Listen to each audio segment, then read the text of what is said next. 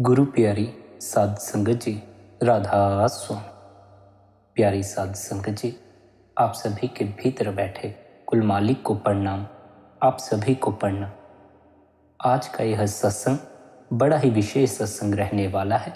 साथ ही आज का यह सत्संग बड़ी ही रूहानियत से भरा हुआ सत्संग है। सत्संग के द्वारा हमें यह समझने को मिलेगा कि क्या नामदान प्राप्त कर लेने से हमें मुक्ति हासिल हो जाती है या नहीं। बहुत से जीवों का ऐसा मानना है कि नामदान मिल जाने से ही हमें मुक्ति हासिल हो जाती। क्या हमें सच में नामदान मिल जाने से ही मुक्ति मिल जाती है? इसके बारे में आज के इस सत्संग में हम विस्तार पूर्वक समझने का प्रयास करेंगे। ध्यान पूर्वक अपने अपने गुरु महाराज का ध्यान करके सत्संग को अंत तक श्रवण करें, सत्संग का आनंद लें। सभी संत महात्मा हमें यह समझाते आए हैं। आज जो संत महात्मा हैं वे भी हमें यही समझाते हैं कि हम शरीर में अवश्य हैं पर शरीर नहीं हैं। हम वास्तव में आत्माएं हैं जो मनुष्य होने का अनुभव प्राप्त कर रही हैं। इस विचार से बड़ी प्रेरणा मिलती है कि हम असल में ऐसी पावन जीवात्माएं हैं जिनका तेज मन और इंद्रियों की संगति के कारण कुछ समय के लिए धुंधला पड़ गया। हमें अपनी आत्मा के निर्मल होने का अनुभव तभी होता है जब हमारी आत्मा मन को वश में कर लेती है। संत महात्मा हमें समझाती हैं कि आत्मा की यह उच्च अवस्था केवल और केवल भजन सिमरन और ध्यान द्वारा ही प्राप्त हो सकती। भजन सिमरन द्वारा हम अपना ध्यान तीसरे दिल पर एकाग्र करना सीख जाते हैं। जब हम ऐसा करने में सफल हो जाते हैं तब मन आत्मा का प्रभाव ग्रहण करने लगता है और शब्द के गूढ़ रहस्य को भी समझने लग जाता है। उस अवस्था में पहुंचकर स्वाभाविक तौर पर हमारी आंखों पर से अज्ञानता का अंधेरा दूर होने लगता है और आत्मा पर चढ़ी पल पल रंग बदलती इच्छाओं और दुनियावी प्रभावों की परतें उतरना शुरू हो जाती। उस अवस्था में पहुंचकर हम अपने अंदर छिपे अपने अमर अविनाशी स्वरूप की शक्ति और मधुरता यानी शब्द के प्रकाश को देखना और शब्द की ध्वनि को सुनना शुरू कर देते हैं। जब तक हम भजन सिमरन का अभ्यास नहीं करते, हमारा मन संसारिक इच्छाओं, तृष्णाओं और मोह माया का दास बना रहता। इस तरह हमारी आत्मा अपने सुयोग्य मित्र यानी जागृत हुए विवेकपूर्ण मन का सहयोग न मिलने के कारण मनुष्य रूप में सृष्टि के सबसे ज्यादा जोखिम भरे काल के इस देश में भटकती रहती। संस्कृत भाषा में काल का शाब्दिक अर्थ है समय। जीवन की एक के बाद एक घटने वाली घटनाओं की एक लंबी श्रृंखला। संतों के उपदेश में काल को त्रिलोकीनाथ अर्थात मन और माया के मंडलों का शासक कहा गया। काल इस भौतिक जगत का स्वामी है जो स्थूल, सूक्ष्म और कारण इन तीनों मंडलों में समस्त उत्पत्ति और संहार करने वाला है। हालांकि परम चेतन सत्ता काल के दायरे के अंदर और बाहर हर जगह व्याप्त है। शब्द अभ्यासी महात्मा हमें समझाते हैं कि काल ही आत्मा को मन माया के मंडलों में बांधे रखता है। ऐसे मंडल जहां आत्मा का नहीं बल्कि मन और जड़ पदार्थों का बोलबाला है। इस जाल में से निकलने का एकमात्र तरीका यही है कि हम किसी देहधारी सद्गुरु के मार्गदर्शन पर चलकर शब्द के अभ्यास द्वारा मन और माया के मंडलों से पार चले जाए। ऐसा सद्गुरु जो स्वयं काल और द्वैत के बंधनों से मुक्त है और जो अपने शिष्यों को भी शब्द के अपार सामर्थ्य का ज्ञान देता है, उसकी शरण में जाकर ही हम काल के दायरे से परे जा सकते हैं। स्मरण रहे, मन काल की सीमा में ही भटक सकता है। काल के परे मन का कोई हुक्म नहीं चलता। क्योंकि मन समय में भटकता है, इसलिए जो मन का साथ ले बैठते हैं वे भी समय के गुलाम हो जाते हैं। वे भी अपना जीवन अतीत और भविष्य की कल्पनाओं में ही व्यतीत कर देते। मन उन्हें अतीत और भविष्य की कल्पनाओं, अतीत और भविष्य के ख्यालों में ही उलझाए रखता है। सत्य की कोई खबर नहीं लगने देता, वर्तमान के क्षण के प्रति जागने नहीं देता। हम अपने मन के पीछे लगकर इस संसार को सत्य समझे बैठे हैं और हमारे पास जो संसारिक समस्याएं हैं उन्हें दूर करने में ही अपना जीवन व्यतीत कर देते हैं। आप हमें समझाते हैं संसार को पानी का बबूला समझो। जब हम होटल में ठहरते हैं तो होटल की समस्याएं दूर करने की कोशिश नहीं करते। यह इसलिए कि हम उस होटल में मेहमान हैं और उस होटल से बंधे हुए नहीं हैं। हम जानते हैं कि हमें आगे के सफर के लिए शीघ्र ही होटल को छोड़कर जाना है। इसी प्रकार नदी पर बना पुल नदी पार करने के लिए होता है, इसलिए कोई भी पुल पर अपना घर नहीं बनाता। फिर क्या यह हैरान कर देने वाली बात नहीं कि यह जानते हुए कि दुनिया चला चली का मेला है, हम यहाँ इस तरह रहते हैं जैसे हमें हमेशा के लिए यही। हमें रचना से इतना मोह और प्यार है कि हम मालिक को ही भूल गए हैं, अपने सच्चे घर को भूल गए हैं और इस संसार को अपना असल घर मान बैठे हैं। हमें अपनी असलियत ही भूल गई है, हमें अपने असल की कोई खबर नहीं। हम ऐसे भ्रमजाल में फंसे हुए हैं कि जो कुछ दुनिया में नजर आता है हम उसे ही सत्य समझने लगते। केवल भजन सिमरन ही वह साधन है जिसके द्वारा हम मनुष्य जन्म की असलियत को समझ सकते हैं कि वह नश्वर है, सदा बदलता रहता है। हम यह भी समझ जाते हैं कि हमारे सभी मोह और यत्न, यहाँ तक कि जीवन भी व्यर्थ है। भजन सिमरन उस महान और अविनाशी सत्य तक पहुंचने का साधन है।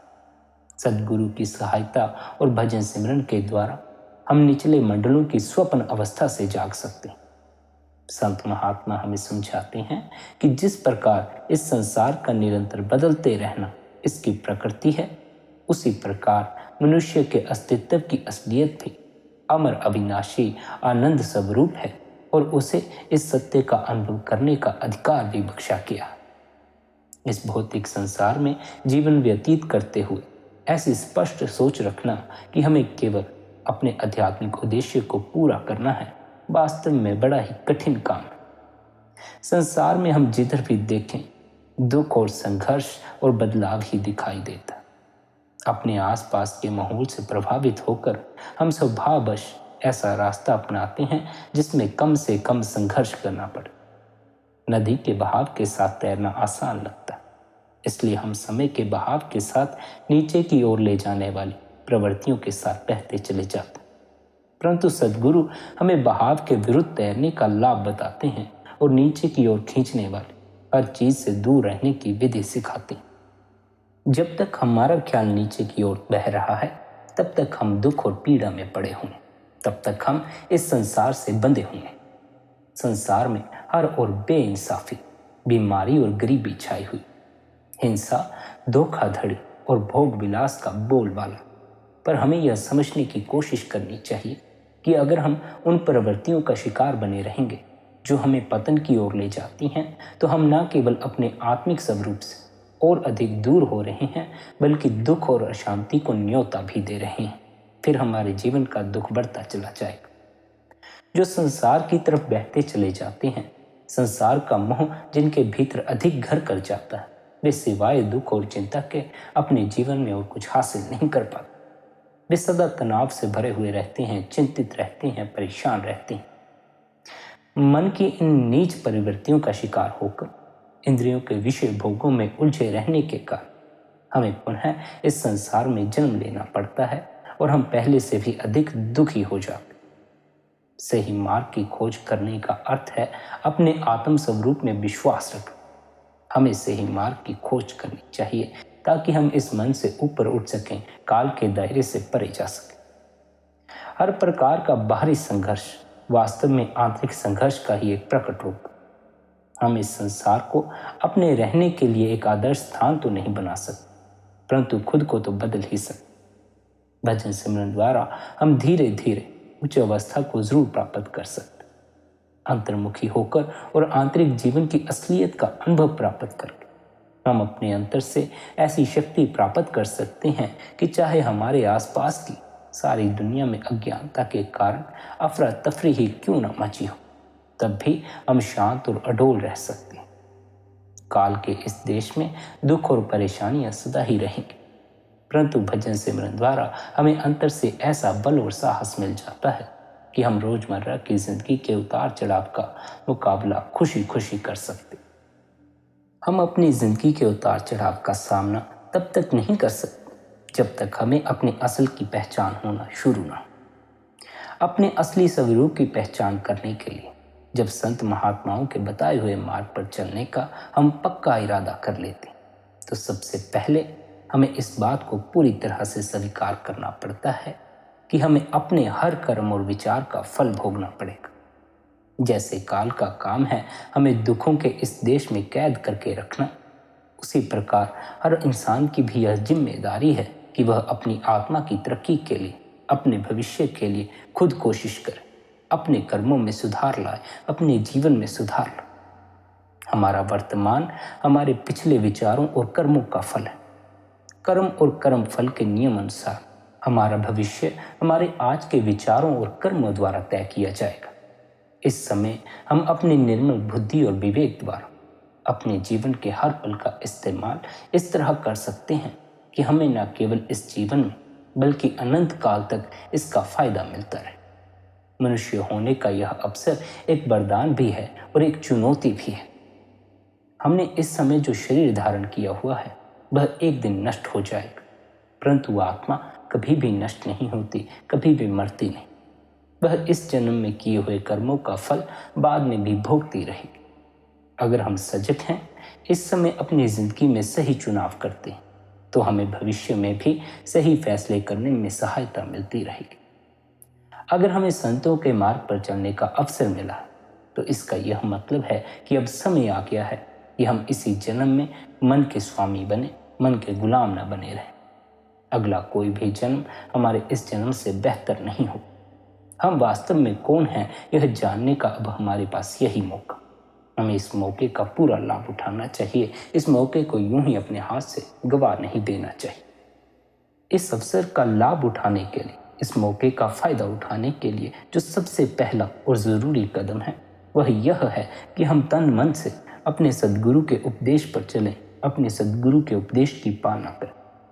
भजन सिमरन के अभ्यास द्वारा अपना ध्यान तीसरे तिल पर एकाग्र करने के लिए इससे अच्छा अवसर हमें कभी नहीं आएगा। इस काम को पूरा करना हमारी और सिर्फ हमारी जिम्मेदारी है। कोई दूसरा हमारे लिए यह काम नहीं कर सकता। यदि हम भजन सिमरन में नहीं बैठते हैं, ध्यान में नहीं बैठते, अपने अंतर में परमात्मा की खोज नहीं करते, तो हमें यह नहीं समझ लेना चाहिए कि सद्गुरु ने हमें नाम दे दिया है, अब हमारी मुक्ति हो जाए। हमारे अपने प्रयास द्वारा, हमारे अपने आप भीतर डुबकी मारने से ही हमारी मुक्ति हो सकती है, वरना हमारी मुक्ति नहीं हो सकती। वरना हम इस संसार में फंसे रहेंगे, यहाँ के दुखों में पड़े रहेंगे, चिंता और परेशानी में पड़े रहेंगे। हमारी मुक्ति हमारी अपनी जिम्मेदारी है। कोई दूसरा हमारे लिए यह काम नहीं कर सकता। हमें उपदेश देने वाला और हमारा मार्गदर्शन और संभाल करने वाला सद्गुरु भी हमारे लिए यह कार्य नहीं करेगा। जब तक हम खुद यह कदम नहीं उठाएंगे, परमार्थ में कभी भी तरक्की नहीं कर पाएंगे। सतगुरु नाम की बख्शीश करते समय भजन सिमरन करने के लिए शिष्य पर पूरी देह मेहर कर देते। पूर्ण सद्गुरु के हर शिष्य में यह क्षमता होती है कि वह भजन सिमरन द्वारा अपना ध्यान आंखों से ऊपर तीसरे तिल पर एकाग्र कर सके। ध्यान रहे कि सुस्ती या डर हमें अपाहिज न बना दे। हम सुस्ती और डर के कारण भीतर उतरना ही बंद कर देते हैं, भजन सिमरन में बैठ नहीं पाते। हमारे अंदर सुरत को तीसरे तिल तक ऊपर उठाने की क्षमता मौजूद है, क्योंकि जो शक्ति संपूर्ण रचना का आधार है वही हमारा भी आधार है। वह शक्ति शब्द है, सद्गुरु भी शब्द का ही रूप है और हम भी शब्द का ही रूप। लेकिन हम आलस्य के कारण, अपनी संसारिक इच्छाओं, संसारिक मोह के कारण भजन सिमरन में बैठ नहीं पाते, ध्यान में बैठ नहीं पाते, जिस कारण हम अपनी जिम्मेदारी निभाने से चूक जाते हैं और शब्द से अछूते रह जाते हैं। शब्द की धुन हमें सुनाई नहीं पड़ती, शब्द से हमारा मिलाप नहीं होता। स्मरण रहे, नामदान की मात्र प्राप्ति से हमारी मुक्ति निश्चित नहीं हो जाती। इसमें कोई संदेह नहीं है कि नामदान की प्राप्ति कोई साधारण बात नहीं है। नामदान का मिलना अनगिनत जन्मों की यात्रा का सर्वोच्च पड़ाव है, पर यह सफर का अंत नहीं। नामदान का मिलना हमारी रूहानी उन्नति की इच्छा को जाहिर करना है, पर जब तक हम इस इच्छा को पूरा करने की कोशिश नहीं करेंगे, हम सच्चे अर्थों में सत्संगी नहीं बन सकेंगे, सच्चे शिष्य नहीं बन सकेंगे। जिसे सत्य का संग प्राप्त हो गया है वही सही अर्थों में सत्संगी। या तो हम सत्संगी हैं या फिर नहीं। सत्य का अनुभव करने के लिए बीच का कोई और रास्ता नहीं। हमें निरंतर गुरु द्वारा दिया हुआ अभ्यास करना होगा। सत्य की खबर केवल उन्हीं को लगती है जो अपने भीतर डुबकी मारते हैं, अपने ख्याल को तीसरे दिल पर पक्का करते हैं।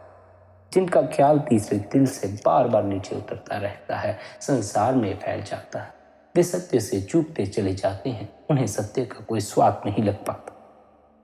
सत्य की खबर, परमात्मा की खबर कहीं बाहर से नहीं लगती, इस देह इस शरीर के भीतर से लगती। इस देह इस शरीर के भीतर से हमें सत्य की खबर लग सके, उसके लिए संत सद्गुरु हम पर नाम की बख्शिश कर देते हैं, हमें भजन सिमरन की युक्ति दे देते। अब यह हमारी जिम्मेदारी है कि हम गुरु द्वारा दिए हुए अभ्यास की पालना करें, निरंतर अभ्यास करें। यदि हम नहीं करते हैं अभ्यास, नहीं बैठते हैं भजन, तब फिर हमें सत्य की कोई खबर नहीं लगने वाली, अपने असल की कोई खबर नहीं लगने वाली। हमें अपने असल स्वरूप की खबर केवल अपने भीतर उतर कर लग सकती है। भजन सिमरन भीतर उतरने का मार्ग है, भीतर उतरने की युक्ति है। जो तो इस युक्ति को सच्ची लगन, सच्ची श्रद्धा से निरंतर करते हैं, उन पर वह परमात्मा बख्शिश कर देता है, उन्हें शब्द से मिला देता है, उन्हें सत्य की खबर लग जाती। पर यह ख्याल रहे, यह करनी का मार्ग है। बातें करने से कुछ नहीं हो जाता। यदि अभ्यास करोगे नहीं, तब फिर भीतर की खबर नहीं लगने वाली। नामदान प्राप्त कर लेने से कोई सत्संगी नहीं बन जाता, किसी की मुक्ति नहीं हो जाती। विश्वविद्यालय में केवल दाखिला मिल जाने से ही कोई बीए या पीएचडी की डिग्री नहीं प्राप्त कर लेता। बीए की डिग्री लेने से पहले विद्यार्थी को कई कक्षाएं पास करनी पड़ती। जब तक हम शब्द में लीन नहीं होते, तब तक समझो हम अपने घर की तलाश में लगे हुए केवल खोजी ही हैं। घर पहुंचने का साधन केवल भजन सिमरन है। अपने सच्चे घर पहुंचने का साधन अपने गुरु द्वारा दिए हुए अभ्यास की पालना करना।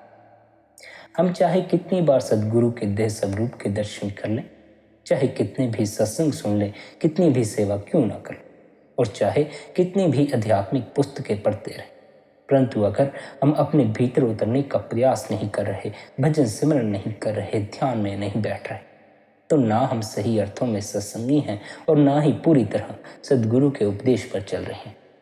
भजन सिमरन के बिना मुक्ति प्राप्त करना नामुमकिन है। सद्गुरु हमें शब्द के अभ्यास की युक्ति सिखाने और अंतर में शब्द यानी सच्चे गुरु के साथ जोड़ने के लिए आते हैं। शब्द हमारा सच्चा गुरु है और वह शब्द हमारी इस देह के भीतर ही मौजूद है। हमारा जो सच्चा गुरु है हमारी देह के भीतर ही बैठा हुआ है, हमें उससे मिलाप करना। नामदान की बख्शीश हो जाने के बाद हमें अपने सद्गुरु के उपदेश पर अमल करना। तब कहीं जाकर हम अपने भीतर बैठे शब्द स्वरूपी गुरु से मिलाप कर सकते। सद्गुरु के उपदेश की बजाय सद्गुरु के बाहरी स्वरूप की ओर ध्यान देना हमारी भूल है, और यह भूल हमारी रूहानी उन्नति में रुकावट बना देती। सद्गुरु की उंगली तीसरे तिल की ओर इशारा कर रही होती है, पर हम उनकी उंगली जिधर इशारा कर रही होती है उधर ध्यान देने की बजाय उंगली पर ही ध्यान देने में लगे रहते। यह मानना सही नहीं है कि सद्गुरु के पास जादू की कोई छड़ी है जिसके द्वारा वे हमें मृत्यु के बाद मुक्ति दे दें। यह सोचना भी हमारी बहुत बड़ी भूल है कि हमें नामदान मिल गया है और हम सद्गुरु के दर्शन करते रहते हैं, इसलिए मृत्यु के बाद हमें मुक्ति अवश्य मिल जाए। भजन सिमरन ना करने का कोई भी बहाना उचित नहीं है। ध्यान में ना बैठने का, अपने भीतर ना उतरने का कोई भी बहाना उचित नहीं। सद्गुरु ने हमारे ऊपर दया मेहर की वर्षा करके अपनी जिम्मेदारी पूरी कर दी। अब हमें भी अपनी जिम्मेदारी पूरी करनी है। हमें भी निरंतर ध्यान में बैठना है, निरंतर अपने भीतर उस मालिक, उस शब्द की खोज करनी है। तब कहीं जाकर हमें मुक्ति हासिल हो सकती है, हमारा परमात्मा से मिलाप हो सकता। आप कहते हैं नामदान मिल जाने के बाद सबसे पहले हमें मन को वश में करने की कोशिश करनी, ताकि यह हमारा मालिक बनने के बजाय परमार्थ के रास्ते में हमारी आत्मा का साथी और सेवक बन जाए। हम सबको पता है कि हमारी इच्छाओं का कोई अंत नहीं है और हम बड़ी जल्दी इच्छाओं के गुलाम बन जाते। इसका मूल कारण यह है कि हमने मन को अंधाधुंध इंद्रियों के पीछे भागते रहने की छूट दे रखी। अगर हम मन को वश में करना सीख लें तो इंद्रियां अपने आप ही वश में आ जाएंगी। यदि बुद्धि का सही ढंग से हम इस्तेमाल करें, इस बुद्धि का सही ढंग से इस्तेमाल किया जाए तो यह रूहानी तरक्की में एक सच्चे दोस्त की तरह काम आती। अगर ध्यान रूहानी मकसद पर टिका हो और सोच सही हो तो मन का रुझान उन परमार्थी बातों की ओर हो जाता है जो रूहानी तरक्की में मदद करती। इसके विपरीत कुछ पाने की प्रबल चाहत से तृष्णाओं की अग्नि प्रचंड हो जाती, अहंकार बढ़ जाता है और मन को काबू करने की कोशिश में आत्मा को रुकावट आती। मन की चंचलता और बेकाबू सोच से विवश होकर हम संकट में पड़ जाते हैं और हमें दुख सहने पड़ते। यदि विवेक से काम लेने की बजाय मन को बेकाबू छोड़ दिया जाए तो मन हमें तुरंत पतन की खाई में गिरा देता। चंचल और धुंधली सोच का अर्थ है मन के हाथों में एक खिलौने बनकर रह जाना। ऐसी सोच रखकर हम कल्पनाओं के मायालोक में खोए रहते। हमें भविष्य की चिंता लगी रहती है, हम योजनाएं बनाते रहते और जो बीत चुका है उसे याद करके उसकी उधेड़ बुन में लगे रहते। मन की ऐसी वृत्ति से हम हर वक्त परेशान रहते, दूसरों को परखने, उनका विश्लेषण करने, उनसे उम्मीदें लगाए रखने की आदत बना लेते और फिर ख्याली पुलाव पकाते रहते। मन की इस आदत से होमे तथा अन्य विकार और भी हावी हो जाते। बार बार उठने वाले संकल्पों विकल्पों का मन पर गहरा प्रभाव पड़ता है। ये प्रभाव इतने गहरे और प्रबल होते जाते हैं कि जीवन भर कोशिश करते रहने के बावजूद हम कर्मों के लेख मिटा नहीं सकते और कर्मों के भुगतान के लिए हमें दोबारा जन्म लेना पड़ता। हमारे मन में रोज हजारों विचार पैदा होते हैं। परमार्थ की दृष्टि से इसका मतलब है कि हमारा मन तीसरे तिल की ओर मुड़ने की बजाय दिन में हजारों बार एक से दूसरे और दूसरे से तीसरे विचार की ओर बेतहाशा भागता। ऐसी हालत में हमारा बेचैन और चिंतित रहना कोई हैरानी वाली बात नहीं है। जिनका मन एक विचार से दूसरे विचार की ओर भागता रहता है वे अक्सर बेचैन ही पाए जाते हैं, चिंतित ही पाए जाते हैं। जब मन में लगातार इतनी उथल पुथल हो रही हो तो चिंता के सिवाय और कुछ हो भी क्या सकता। इस तरह फिजूल की सोच में खोए रहने के कारण हम अपने मन को सिमरन द्वारा तीसरे तिल पर एकाग्र करने के अनगिनत मौके खो देते। नतीजा यह निकलता है कि नामदान के समय सदगुरु द्वारा बताए गए सुमरन का हम पूरा लाभ नहीं उठा पाते, जिसकी सहायता से ध्यान को तीसरे तिल पर एकाग्र किया जा सकता। अगर हम मन की भाग दौड़ नहीं रोकते, उल्टा इसे अपनी मनमानी करने देते हैं और इसके इशारों पर नाचते रहते हैं, तो यह बेकाबू होकर हर तरफ भागता फिरता है और मनमर्जी करता रहता है। ऐसी हालत में जब हम इसको भजन सिमरन के समय काबू करके एकाग्र करने की कोशिश करते हैं तो यह और भी चंचल और अड़ियल हो जाता। फिर यह हमें भजन में बैठने नहीं देता, ध्यान में बैठने नहीं देता। यही कारण है कि सदगुरु हमें फजूल के सोच विचार करने की बजाय मन को भजन सिमरन में लगाए रखने के लिए कहते। मन का कहा मानने से सत्संगी को नुकसान होता क्योंकि उसका ध्यान बिखर जाता, जिस कारण वह अंतर्मुखी नहीं हो पाता, उसका ख्याल बार बार बाहर की ओर चला जाता।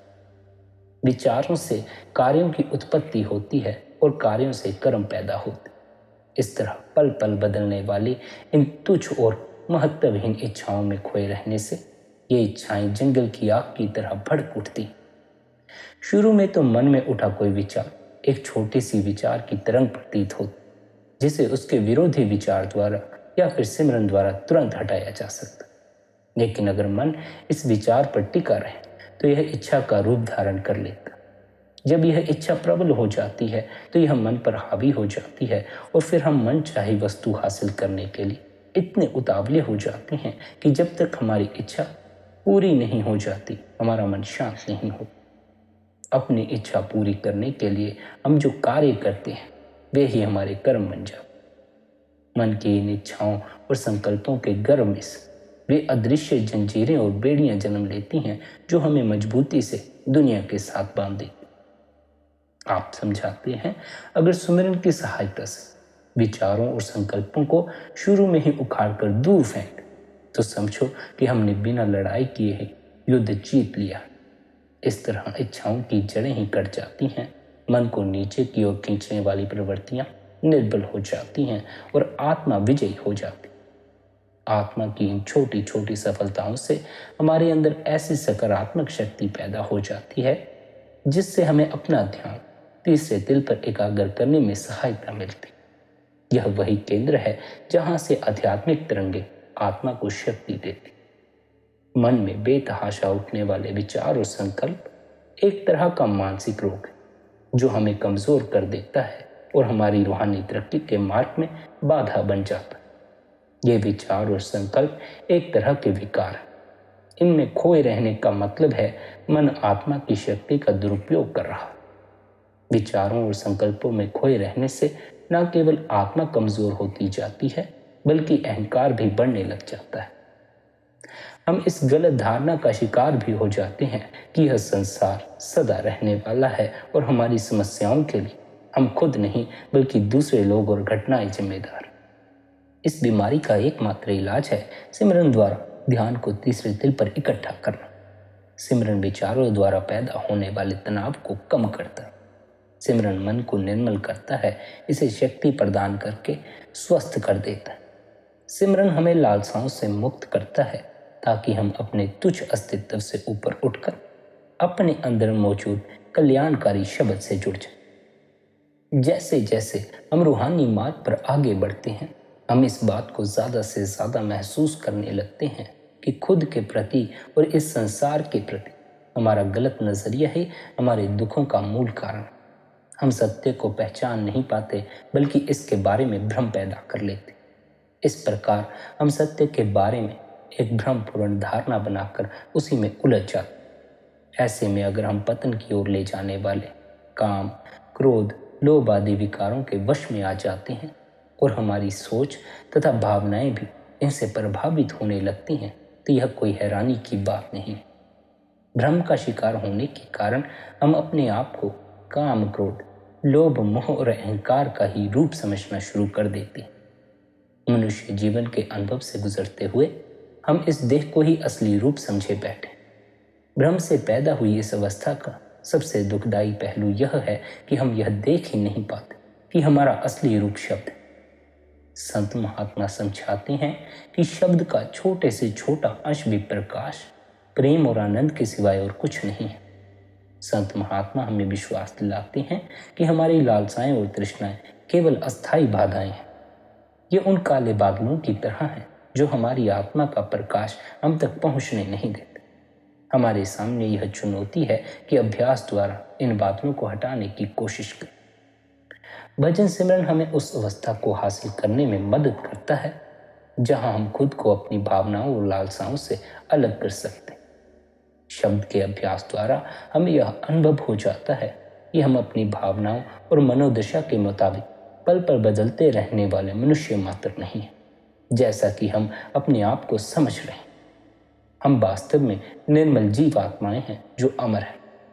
हम तुच्छ जीव नहीं हैं जैसा हमें लगता है, बल्कि हम शब्द रूप हैं, अर्थात प्रकाश, प्रेम और आनंद हमारे अंदर इस देह के भीतर मौजूद। शब्द के अभ्यास द्वारा हमें यह अनुभव हो जाता है कि हमें पतन की ओर ले जाने वाली प्रवृत्तियां उथली और नाशवान। जैसे ही हम अपने आप को विषय विकारों और मोह ममता का रूप समझना छोड़ देते हैं हम अपने आप इनसे ऊपर उठने लगते हैं।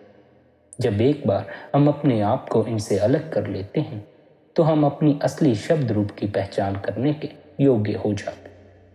भजन सिमरन द्वारा हमें यह स्पष्ट हो जाता है कि हम वास्तव में क्या और कौन है। ज्यों-ज्यों हमारा भजन सिमरन का अभ्यास पक्का होता जाता है हम जीवन को अनास्तिक भाव से देखना शुरू कर देते। हम जीवन की घटनाओं को और अन्य लोगों को असली रूप में देखने लगते हैं और उनके बारे में हमारे जो भ्रम हैं वे टूटने लगते हैं। फिर हम यह देख पाते हैं कि हमारी भावनाएं और विचार हमारे अपने ही मन की कल्पनाएं अथवा आवेग हैं। इन कल्पनाओं का असल रूप पहचान कर इन बंधनों पर हमारी पकड़ ढीली होने लगती।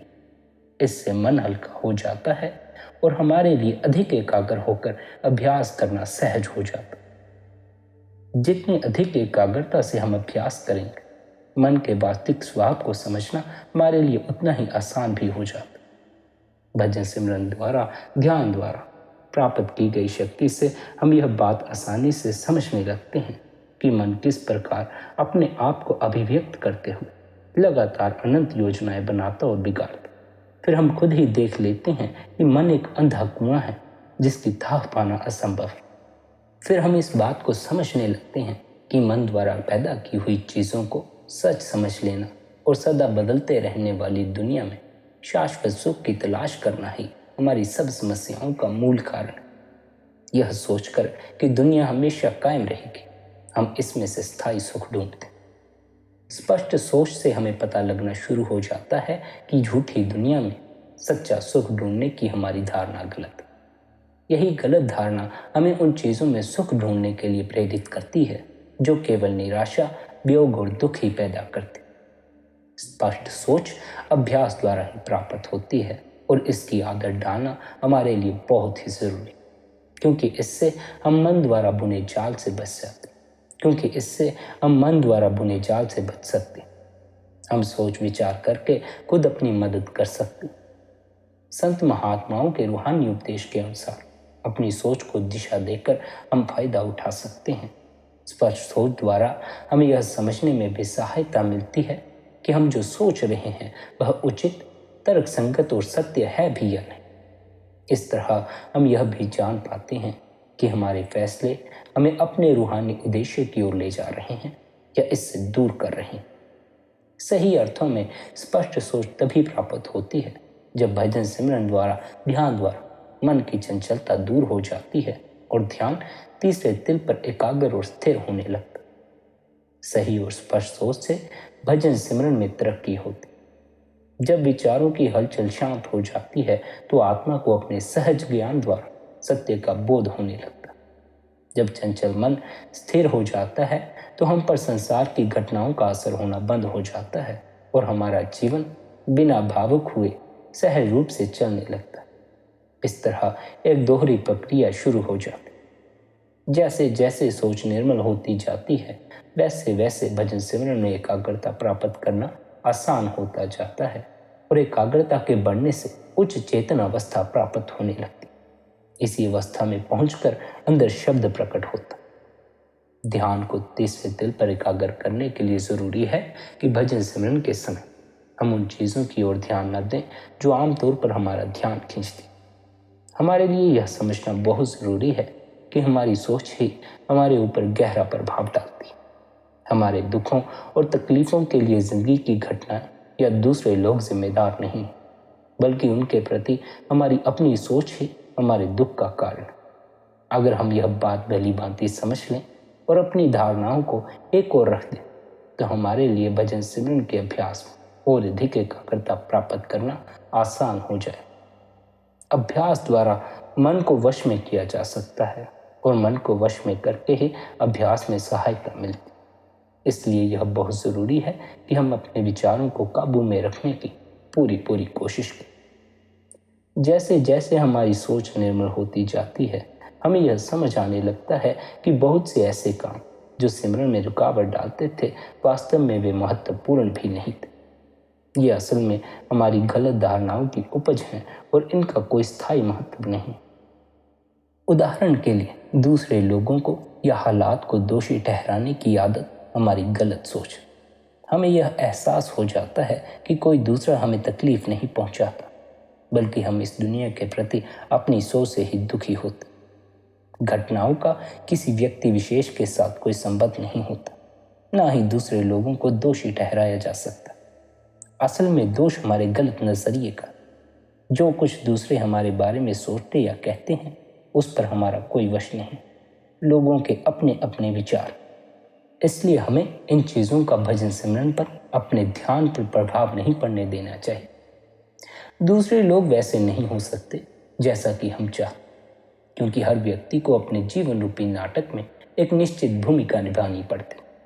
अतः कर्मों के नियम को देखते हुए यह सोचना मूर्खता है कि हम दूसरे लोगों को अपने जीवन के अनुरूप ढाल सकते।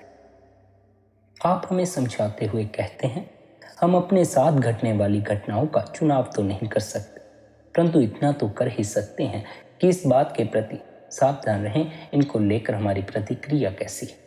क्या हम सही प्रतिक्रिया करेंगे, इसका चुनाव हमारे हाथ में। क्या हम अपना ध्यान बाहर से अंतर की ओर मोड़ेंगे अगर ऐसा करेंगे तो हम कौन से साधन का चुनाव करेंगे? यह हम पर निर्भर है कि हम या तो सिमरन का साधन अपनाएं या फिर अपने ही ख्यालों में खोए रहें। क्या हम अपने विचारों और सपनों में डूबे रहने की स्वाभाविक आदत से छुटकारा पा सकते हैं? यह हमारे हाथ में है कि हम खुद को शब्द धुन सुनने के लिए तैयार करें और इन विचारों में अपने आप को खोने ना। हम तो विचारों में ही खो जाते। एक विचार पैदा होता है, उसके साथ जुड़कर हम अनेक विचारों में भटक जाते हैं, अनेक विचारों में अपने आप को भूल जाते हैं। निर्मल सोच से भजन सिमरन में रुकावट डालने वाले भावों और विचारों को सही दिशा मिलती। लेकिन यह बात भी ध्यान रखने लायक है कि रूहानी अभ्यास की बात आते ही मन इतना जिद्दी हो जाता है कि यह सब कुछ उल्टा ही सोचता है। रूहानी मार्ग में हम काम, क्रोध, लोभ, मोह और अहंकार की बजाय मन में इनके प्रतिकूल गुण विकसित करने की बात करते ताकि हमें भजन सिमरन में सहायता मिले। लेकिन क्या हम ऐसा करने में सफल होते हैं? नहीं। आमतौर पर होता तो यह है कि मन बीच में आ जाता है और सब कुछ उलट पलट कर देता है। उदाहरण के लिए, काम, इंद्रियों के भोगों में लिप्त रहना है और इससे अच्छा उल्टा गुण शील या संयम है। पर अपने आप को रूहानी मार्ग का यात्री कहने के बावजूद हम शील या संयम को कहाँ अपनाते हैं? अक्सर देखने में आता है कि हम में से बहुत सारे लोग परमार्थ के मार्ग पर चलते हुए केवल भजन मंदगी में ही कमी लाते हैं, उसमें ही संयम बरतते हैं। यह कैसी विडंबना है। हम तो यहाँ तक कह देते हैं कि अधिक भजन सिमरन करना भी खतरा है, अधिक ध्यान में बैठना भी खतरा। हम अपनी कमजोरियों की तरफ नजर नहीं करते। हम तो अपनी कमजोरियों के पक्ष में भी नई नई दलीलें लेकर खड़े हो जाते, अपने आप को बचाने के लिए प्रत्येक तरह के प्रयास करते। आध्यात्मिक मार्ग के यात्री होने के नाते हमारी सोच इससे उल्ट होनी चाहिए। हमारे अंदर भजन सिमरन करने की कामना अधिक से अधिक होनी चाहिए। अगर हमारे मन में रूहानियत की गहरी लालसा है तो हमारे अंदर भजन सिमरन करने की तड़प भी होनी चाहिए। हमारे मन में भजन सिमरन के लिए इतनी प्रबल इच्छा होनी चाहिए कि हम वह अवस्था प्राप्त कर पाएं जहां हम अपने आप को भूलकर केवल भजन मंदगी में ही लीन रहें। हमारा असली स्वरूप, हमारी आत्मा असीम है, इसकी कोई सीमा नहीं, परंतु हमने अपना ध्यान उस अनंत और पूर्ण स्वरूप से हटाकर समय और सीमाओं में बंधे अपने देह रूप की सामान्य परिस्थितियों की ओर मोड़ लिया। जब तक हमारा ध्यान अपनी असलियत की ओर से हटा रहेगा, हम द्वैत में फंसे रहें। हम उस परम आनंद से सदा अनजान रहेंगे जिसे हम पा सकते। संसार और इसकी वस्तुओं में उलझकर हम अपना जीवन बर्बाद कर देते। बार बार हम इस भौतिक जगत की माया और भ्रम का शिकार होते रहते। जैसे जैसे जीवन बीतता जाता है, साल बीतते जाते हैं, हम दुनिया के झमेलों में इतना उलझ जाते हैं कि अपने रूहानी मकसद से हमारा ध्यान हट जाता। इस तरह हम दुविधा में पड़ जाते हैं कि हमारी प्राथमिकताएं क्या। हम यह भी नहीं समझ पाते कि हमारे लिए क्या जरूरी है और क्या जरूरी नहीं। हमारे लिए भजन सिमरन करना, ध्यान में बैठना, अपनी इस देह के भीतर सत्य की खोज करना, मालिक की खोज करना सबसे ज्यादा, सबसे अधिक जरूरी, क्योंकि मनुष्य जन्म का असल उद्देश्य भीतर बैठे परमात्मा से मिलाप कर लेना। अगर हम बाकी सब कुछ भूल जाएं परंतु भजन सिमरन करना याद रखें तो हमारे जीवन में सब कुछ अपने आप ठीक हो जाएगा। इसके विपरीत अगर हम हजारों नेक काम करें परंतु इस एक जरूरी काम को भूले रहें तो अंत समय हमें यही एहसास होगा कि हमने कुछ भी नहीं किया। भजन सिमरन द्वारा, ध्यान द्वारा हमें हमारी असलियत की पहचान होती, इसलिए यही हमारी प्राथमिकता होनी चाहिए। लेकिन हम भजन सिमरन को प्राथमिकता नहीं देते, अपने भीतर उतरने को प्राथमिकता नहीं देते, बल्कि हम संसार को प्राथमिकता देते हैं और संसार में ही भटकते फिरते हैं। बार बार अपने ख्याल को बाहर की ओर मोड़ते रहते हैं, भीतर अपने ख्याल को पक्का नहीं कर पाते। हमारे जीने के ढंग से ही हमारी प्राथमिकताओं का पता चलता है। हमारे कार्य हमारे शब्दों से अधिक प्रभावशाली होते, क्योंकि हम जो भी करते हैं अपनी प्राथमिकताओं को ध्यान में रखकर ही करते। हम कब जागते हैं, क्या खाते हैं, क्या सोचते हैं, क्या करते हैं और किन किन बातों से परहेज करते हैं, ये सब हमारी प्राथमिकताओं पर निर्भर करता है। हम अपने कार्यों द्वारा ही अपनी मुख्य प्राथमिकता निश्चित करते हैं और वही हमारे जीवन में हमारा सबसे अधिक महत्वपूर्ण लक्ष्य बन जाता है। अगर हम किसी मौज मस्ती करने वाले समाज से प्रभावित हो जाते हैं तो हमारा जीवन उथला और बनावटी हो जाएगा। परिणाम यह होगा कि हमारी उथली ज़रूरतें ही हमारी प्राथमिकताओं को निर्धारित करें। इसी प्रकार यदि हम अपने सद्गुरु से प्रभावित होते हैं, सद्गुरु की संगत से प्रभावित होते हैं, तो उसके परिणाम स्वरूप भजन सिमरन हमारी प्राथमिकता हो जाता है। भजन सिमरन द्वारा फिर हमारे जीवन की सारी उथल पुथल दूर हो जाती है, सारे दुख सारे कष्ट दूर हो जाते। अगर हम अपने आसपास नजर डालें तो हमें पता चलेगा कि सुख, शांति या संतुष्टि का इस संसार से कोई संबंध नहीं। हमें जो सुख, हमें जो संतुष्टि, हमें जो आनंद की खोज है, वह केवल और केवल हमारी इस देह के भीतर मौजूद। इस देह के भीतर उस सुख, उस शांति को खोजने के लिए हमें सद्गुरु की शरण में जाना पड़ता है। पूर्ण सद्गुरु से अभ्यास की युक्ति लेनी पड़ती। सद्गुरु का हृदय इतना बड़ा है, इतना सद्गुरु हमसे प्रेम करते हैं कि सद्गुरु हम पर नाम की बख्शिश भी कर देते। पर यदि कोई यह सोचे कि नामदान मिल चुका है, अब उसे और कुछ करने की आवश्यकता नहीं, गुरु ने नाम दे दिया है, अब उसकी मुक्ति हो जाएगी, यह उसकी सबसे बड़ी भूल है। नामदान मिल जाने मात्र से ही मुक्ति हासिल नहीं हो जाती, अभ्यास मिल जाने मात्र से ही मुक्ति हासिल नहीं हो जाती, बल्कि हमें निरंतर नाम की कमाई करनी पड़ती है, निरंतर बंदगी करनी पड़ती है, निरंतर अभ्यास करना पड़ता है। देहदारी गुरु से नाम लेने के बाद जब हम निरंतर नाम की कमाई करना शुरू कर देते हैं तो एक दिन वह सद्गुरु हम पर ऐसी बख्शिश करता है, वह परमात्मा, वह कुल मालिक हम पर ऐसी बख्शिश करता है कि हमें अपने भीतर बैठे शब्द स्वरूपी गुरु के दर्शन हो जाते हैं। हमारा शब्द स्वरूपी गुरु से मिलाप हो जाता। शब्द हमारा सच्चा गुरु है। देहदारी गुरु हमें शब्द रूपी गुरु से जोड़ने के लिए संसार में आते हैं, हमें नाम देते हैं, हमें अभ्यास की युक्ति देते। पर यदि हम भीतर शब्द रूपी गुरु से जुड़ने के लिए प्रयास नहीं कर रहे, अभ्यास नहीं कर रहे, तब फिर हमें मुक्ति हासिल ना हो सकेगी। तब फिर हम इस संसार के जेल खाने में ही फंसे रहें।